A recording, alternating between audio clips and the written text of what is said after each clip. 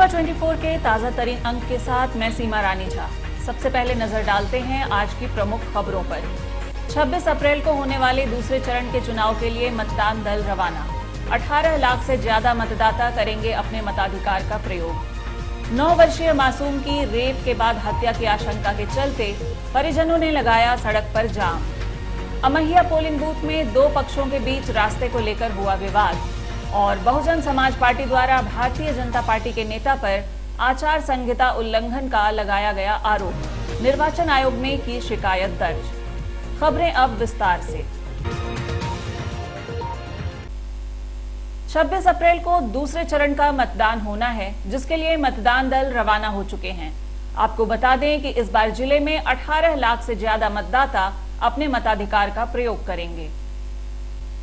लोकसभा चुनाव के दूसरे चरण में 26 अप्रैल को रीवा में मतदान होना है, जिसके लिए आज पोलिंग पार्टियां जिले में बनाए गए 2014 मतदान केंद्र के लिए रवाना हो गई।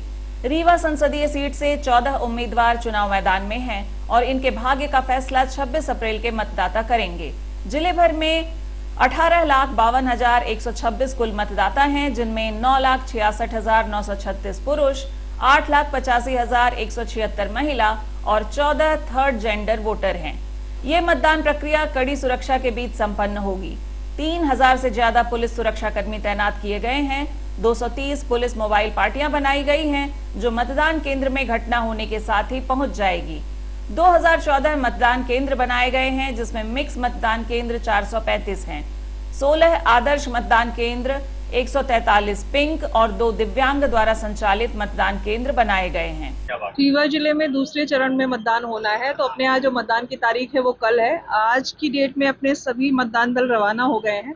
पूरे जिले में अपनी 8 विधानसभाओं में अपने 2014 मतदान केंद्र हैं और आज सभी दल रवाना हुए हैं। इन दलों के अतिरिक्त अपने लोगों ने कुछ रिजर्व टीम भी सेक्टर मजिस्ट्रेट को दी है, ताकि किसी प्रकार की दिक्कत होने पर उनको रिप्लेस किया जा सके।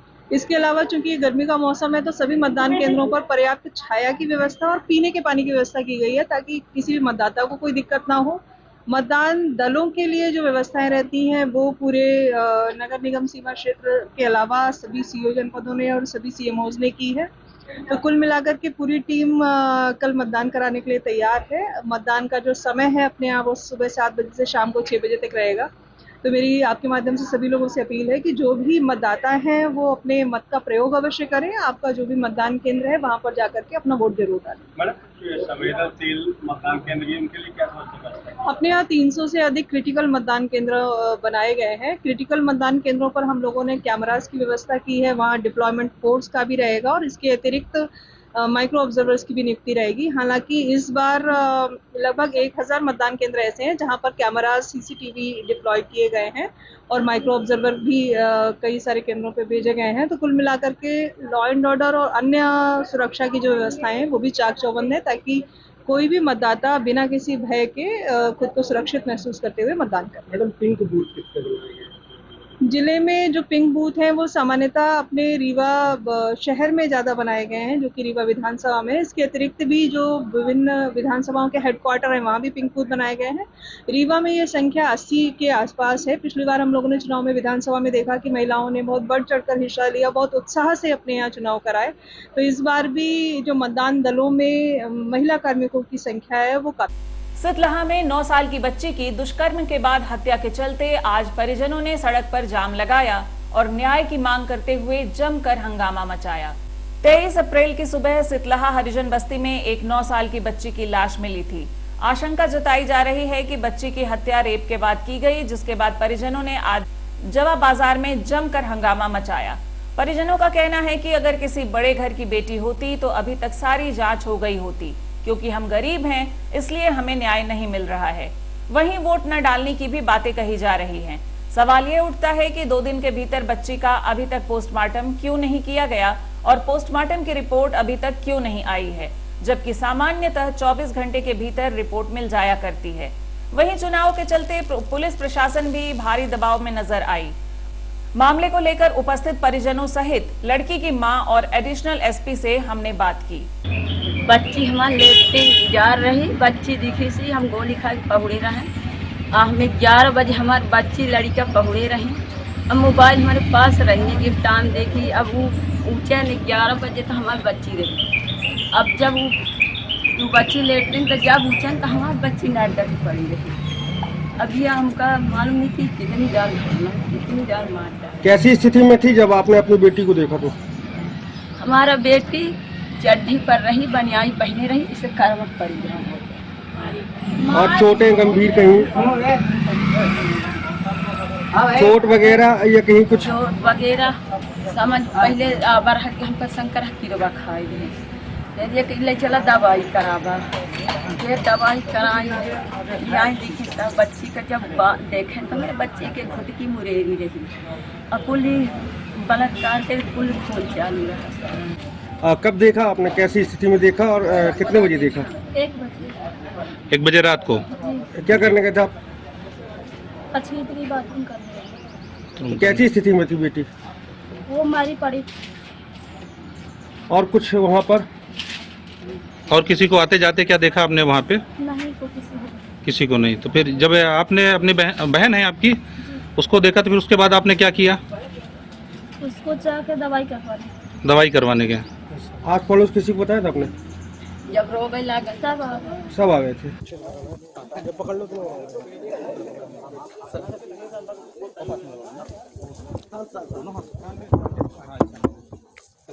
जो घटना हुई तो उससे क्या संबंध किया जाता है? 1 सेकंड तक परिजन पीछे थे, वीडियो में लाए। आप लोग इधर आए, आप भी इधर आए, परिजन इधर। ये शीतला में जो घटना हुई है, इसके संबंध में मार्ग पंजीबद्ध कर लिया गया है। पोस्टमार्टम लगभग हो गया है, रिपोर्ट बन रही है और परिजनों से भी बात हो गई है। हमको कुछ क्लू मिले हैं, हम आए हुए साक्ष्यों के आधार पर इसमें कार्रवाई करेंगे। प्रथम दृष्टया क्या लग रहा है सर कि दुष्कर्म किया? नहीं, वो डॉक्टर से बात हुई, डॉक्टर पीएम रिपोर्ट बना रहे हैं, उसके आधार पर ही हम सारा इन्वेस्टिगेशन अपना करेंगे। मतदाताओं को जागरूक करने के लिए तरह तरह के प्रयोग किए जा रहे हैं।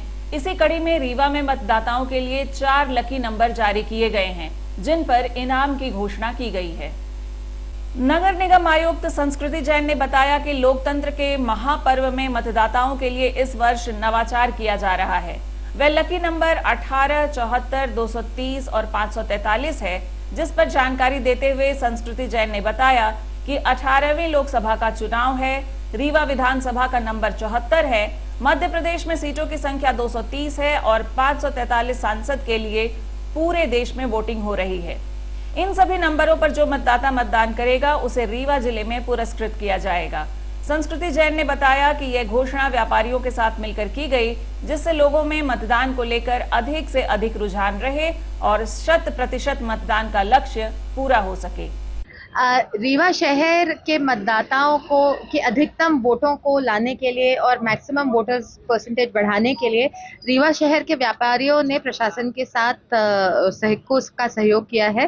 तो इसमें हम हमारे रीवा शहर के मतदान केंद्रों में लकी नंबर 18, क्योंकि इस बार हम 18वां लोकसभा का निर्वाचन कर रहे हैं, उसके बाद लकी नंबर 74, क्योंकि ये सारा जो वोटिंग होने वाला है वो 74 रीवा विधानसभा सीट पर हो रहा है।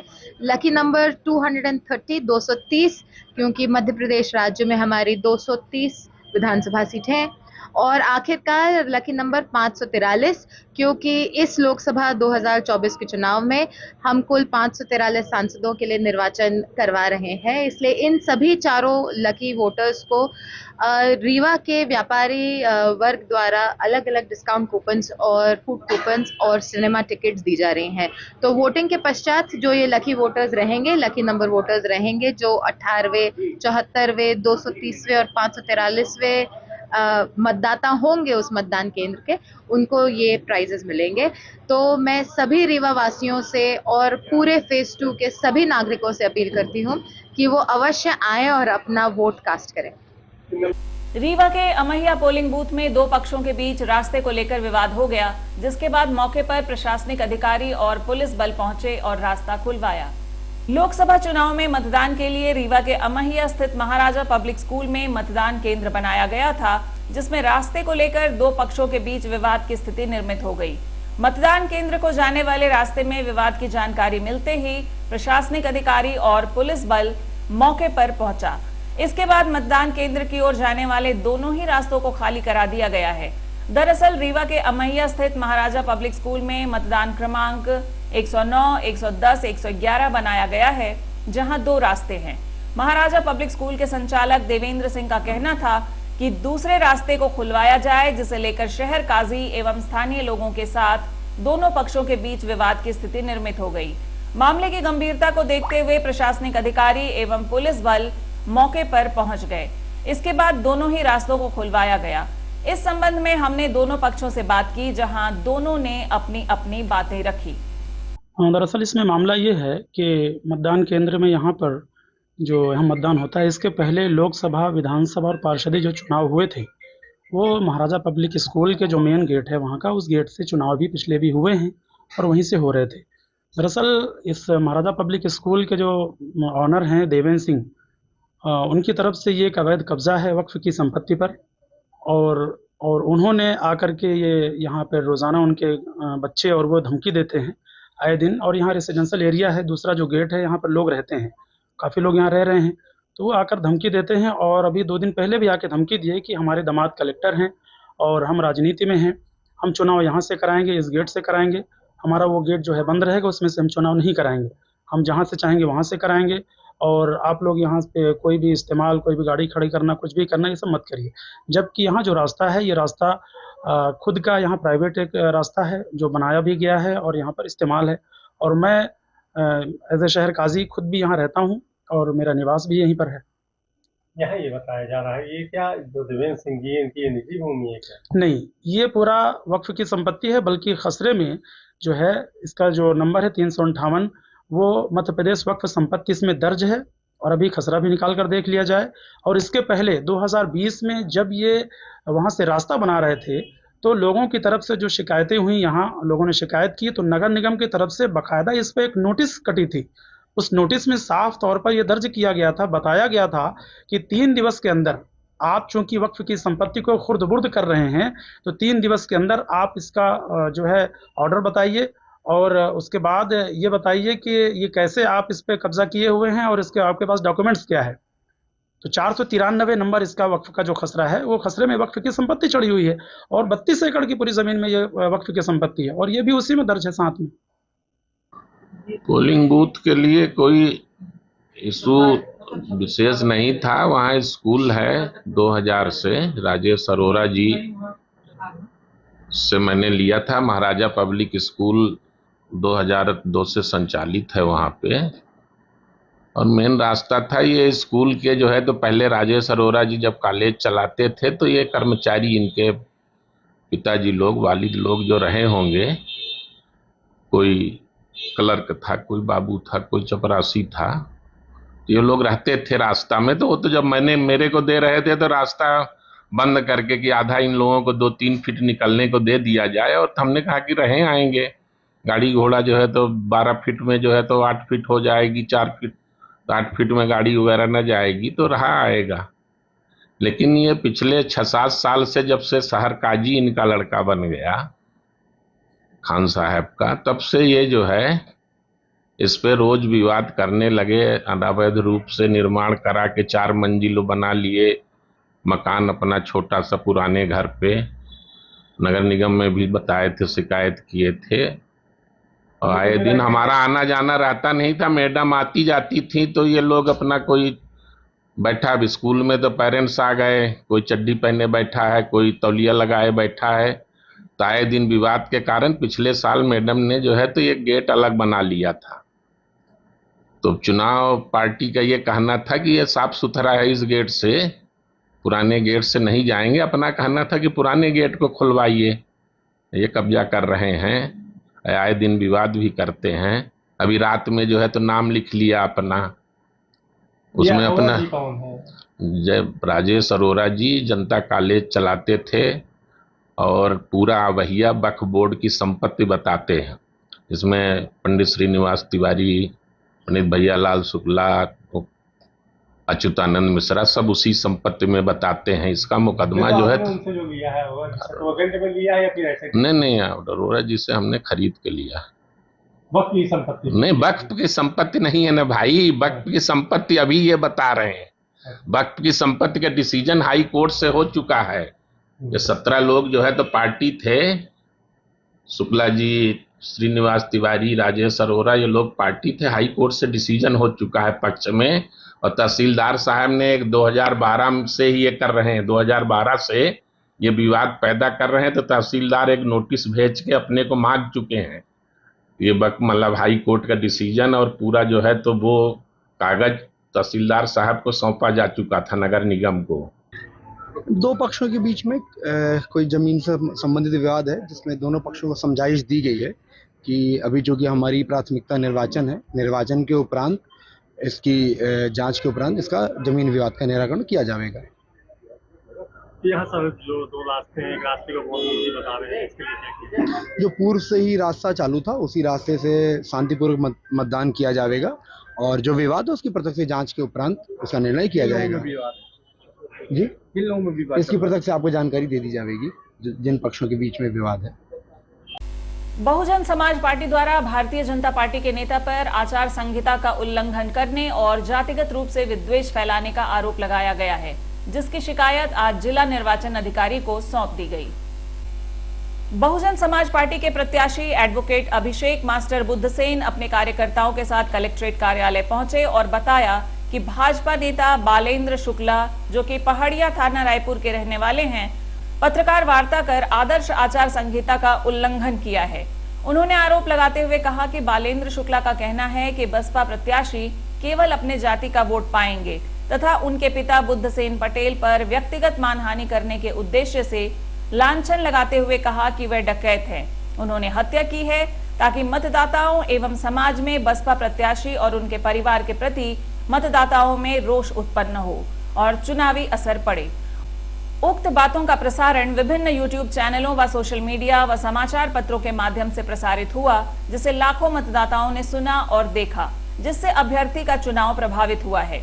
आरोपी का उक्त कृत्य लोक जनप्रतिनिधि अधिनियम एवं आदर्श चुनाव आचार संहिता के तहत अपराध की श्रेणी में आता है, जिनके विरुद्ध कार्यवाही हेतु आवेदन दिया जा रहा है। आप खुद सुनिए क्या कहना है बहुजन समाज पार्टी के प्रत्याशी अभिषेक पटेल का। शिकायत किया था, चूँकि भाजपा के एक नेता हैं बालेंद्र शुक्ला जी, उन्होंने जिस प्रकार से 19 तारीख को अपने ग्राम पहाड़िया में बैठ करके पत्रकारों से मेरे ऊपर और मेरे पिता के ऊपर जिस प्रकार का नरगद आरोप लगाया और जातिगत द्वेष फैलाने के उद्देश्य से और सामाजिक सौहार्द बिगाड़ने के लिए जो काम उन्होंने किया है, ये निश्चित तौर पे रीवा की जो जनता है उनमें गलत संदेश गया है। उसी को लेकर के मैं डीएसपी मैडम पे शिकायत किया था, जहाँ पे मेरा आज बयान होना था, और बयान अभी मैंने दिया है और पुलिस ने कहा है कि कार्यवाही करेंगे। अगर नहीं होती है तो निश्चित तौर पे हम न्यायालय का रुख अख्तियार करेंगे। क्या नाम है उनका? बालेंद्र शुक्ला जी हैं, कोई पहाड़िया के हैं, भाजपा के नेता बताया जाता है। उन्होंने जिस प्रकार से मेरे पिता पे मानहानिकारक जो शब्दों का उपयोग किया है, एक शिक्षाविद जिस व्यक्ति को कैलिफोर्निया जैसी यूनिवर्सिटी की बालसवेरी यूनिवर्सिटी ने मानक उपाधि से सुशोभित किया है, ऐसे व्यक्ति पे, सामाजिक व्यक्ति पे उन्होंने जो आरोप लगाए हैं, बिल्कुल मैं कहना चाहता हूं कि बालेंद्र शुक्ला जी की मानसिक स्थिति ठीक नहीं है। ऐसे व्यक्ति को तुरंत भाजपा की पार्टी का जो चरित्र और चाल है वो निश्चित तौर पे रीवा की जनता ने देख लिया है कि किसी सामाजिक व्यक्ति पे किस प्रकार का आरोप लगा करके, सामाजिक सौहार्द बिगाड़ करके, जातिगत द्वेष फैला करके समाज के भाईचारा को तोड़ने का जो काम किया है, उसके लिए बिल्कुल मैं निंदा करता हूँ ऐसे व्यक्ति की। आश्वासन मिला है, मेरा बयान हुआ है और निश्चित तौर पे कार्यवाही होगी। अगर नहीं होती है तो आगे भी रास्ते खुले हुए हैं, क्योंकि हमारे साथी लोग हैं यहाँ पे, अधिवक्ता भी हैं और हम भी खुद अधिवक्ता हैं और मेरे पिता भी अधिवक्ता हैं। तो निश्चित तौर पे हम लोग न्यायालय का रुख इख्तियार करेंगे और वहाँ पे कड़ी से कड़ी कार्रवाई करवाने के लिए आवाज़ बुलंद करेंगे। खबरों का सिलसिला जारी रहेगा इस ब्रेक के बाद। हड्डी जोड़ एवं रीढ़ रोग तथा स्त्री रोग एवं प्रसूति रोग का इलाज एक ही छत के नीचे। विघ्नहर्ता hospital and trauma centre, hotel landmark के पास, रतहरा, रीवा। डॉक्टर संतोष सोनी, पूर्व चिकित्सक, बॉम्बे हॉस्पिटल, मुंबई। हड्डी जोड़ एवं रीढ़ रोग विशेषज्ञ, छोटे चीरे एवं दूरबीन विधि द्वारा हाथ तथा पैर की हड्डियों का ऑपरेशन। गठिया बात, जटिल एवं बिगड़े हुए फ्रैक्चर का बेहतर इलाज करते हैं डॉक्टर संतोष सोनी। विघ्नहर्ता हॉस्पिटल ट्रॉमा सेंटर में ही स्त्री एवं प्रसूत रोग विशेषज्ञ डॉक्टर शैलजा सोनी भी उपलब्ध हैं, जिनकी देखरेख में नॉर्मल डिलीवरी, सिजेरियन ऑपरेशन एवं बच्चेदानी से संबंधित ऑपरेशन की बेहतर सुविधा। संतानहीन दंपत्ति तत्काल संपर्क करें। विघ्नहर्ता hospital and trauma centre, hotel landmark के पास, रतहरा, रीवा। सुविधाजनक एवं सफल इलाज हेतु आज ही संपर्क करें। विघ्नहर्ता hospital and trauma centre, hotel landmark के पास, रतहरा, रीवा। मोबाइल नंबर 7828781983 अथवा 8462956774 पर।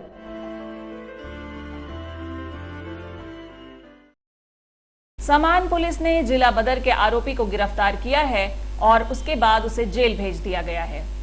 सीएसपी ऋतु उपाध्याय ने बताया कि आरोपी अमन मिश्रा पिता विजय मिश्रा, जो कि जिला बदर का आरोपी है, हाल मुकाम गुलाब नगर का रहने वाला है। आज देसी कट्टा के साथ उसे गिरफ्तार किया गया है।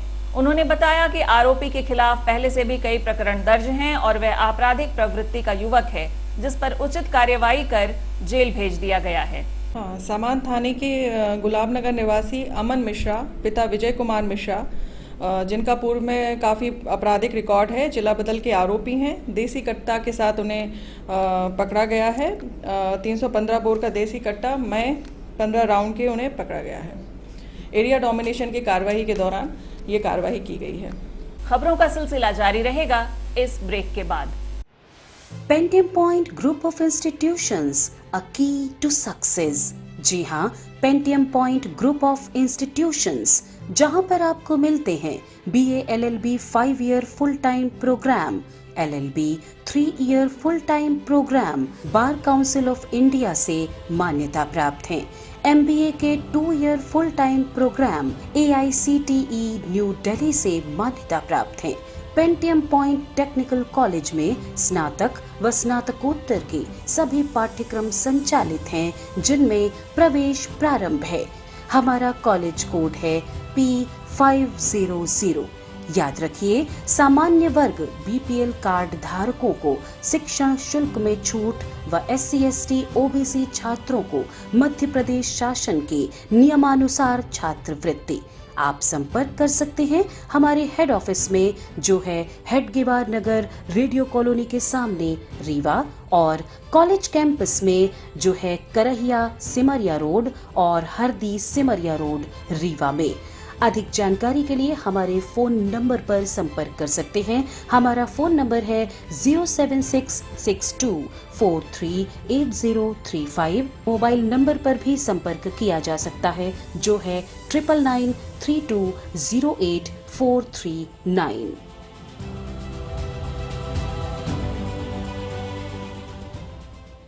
गीतांजलि पब्लिक स्कूल के छात्रों ने 10वीं एवं 12वीं की परीक्षा में बेहतर प्रदर्शन किया है। सफल छात्रों को सम्मानित करने आज एक कार्यक्रम का आयोजन किया गया। 10वीं एवं 12वीं के परिणाम घोषित होने के बाद लगातार बधाइयों का दौर चालू है। इस बार सरकारी स्कूल के छात्रों को इतनी सफलता नहीं मिली जितनी प्राइवेट स्कूल के छात्रों को मिली है। इसी क्रम में गीतांजलि पब्लिक स्कूल के छात्रों ने भी बाजी मारी है, जिसमें कक्षा 10वीं की साध्वी पांडे, हरिओम तिवारी, वंशिका शर्मा, प्रियांशी सोनी और स्मृति द्विवेदी ने नाम रोशन किया है। वहीं कक्षा 12वीं में शिवानी गौतम, शालिनी मिश्रा, जिया बख्तर, अंजलि पटेल, अमृतेश शुक्ला, अमृता सिंह, आकाश यादव और अंजू दुबे ने सफलता हासिल की है। इन सभी छात्रों को सम्मानित करने आज गीतांजलि पब्लिक स्कूल में एक कार्यक्रम का आयोजन किया गया, जिसमें सादे समारोह में छात्रों को मिठाई खिलाकर और माला पहनाकर सम्मानित किया गया।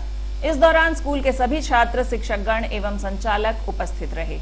आज के अंक में बस इतना ही। नमस्कार।